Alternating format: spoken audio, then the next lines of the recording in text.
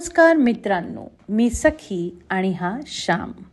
आज आपण निघालो आहोत नाशिक शहरातील सिन्नर तालुक्यातील यादवकालीन मंदिराकडे, ज्याचं नाव आहे गोंदेश्वर मंदिर.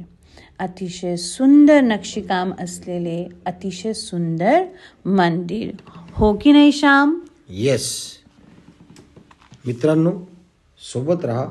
आपण जात आहोत गोंदेश्वर मंदिराकडे लवकरच. शंभो शंकरा करुणागरा जग जागवा शंभो. सुंदर प्रवेशद्वारातून आत गेल्यावर भव्य दिव्य मंदिराचे दर्शन होते.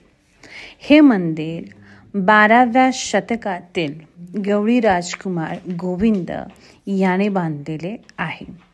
हे मंदिर 5 मंदिरांचा समूह असल्याने याला शैव पंचायतन असेही म्हणतात. मुख्य मंदिर हे शिव मंदिर आहे, तर त्याच्या 4ही उपदिशांना आपल्याला गणपती, पार्वती, सूर्य आणि विष्णू यांची मंदिरं दिसतात. मुख्य महादेव मंदिराच्या समोर नंदी मंडप आहे. हेमाडपंथी शैलीतील बांधकामाचा उत्तम नमुना हे मंदिर आहे.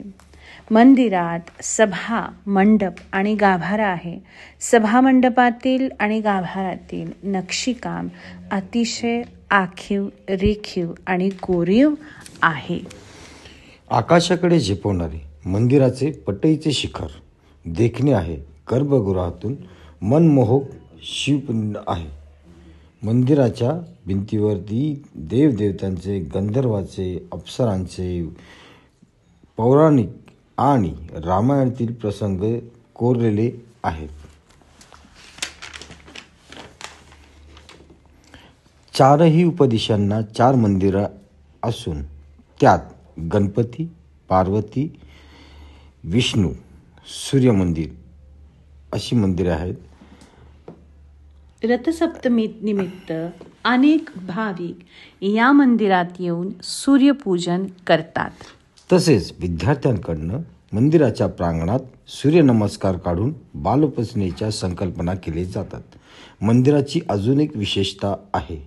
अभिषेक केल्यानंतर ते पाणी किंवा ते जल वाहून जाणारे पवित्र जल बाहेर सोडले जाते. तिथे मगरीच्या आकाराचे तोंड शिल्पित केलेले दिसते, परंतु 13व्या शतकानंतर ते गोमुख दिसू लागले.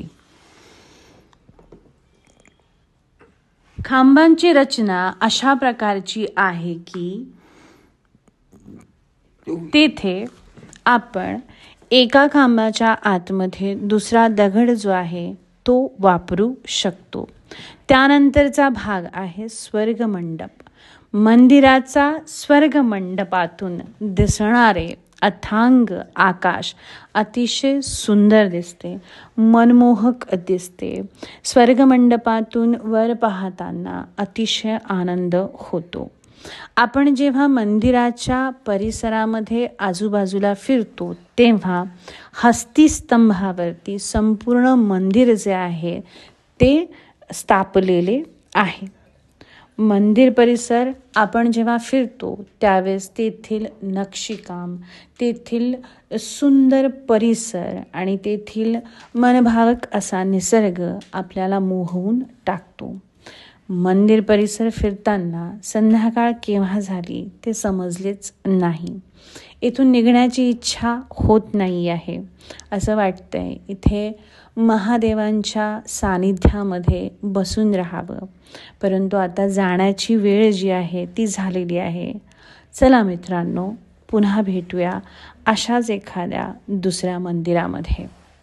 मित्रांनो, आमचे व्हिडिओज जर तुम्हाला आवडत असतील तर त्याला लाईक करा आणि सबस्क्राईबचे बटन दाबा. आणि आमचे व्हिडिओज जे नवीन येणार आहेत ते पाहण्यासाठी बेल आयकॉनसुद्धा दाबा. नमस्कार मित्रांनो.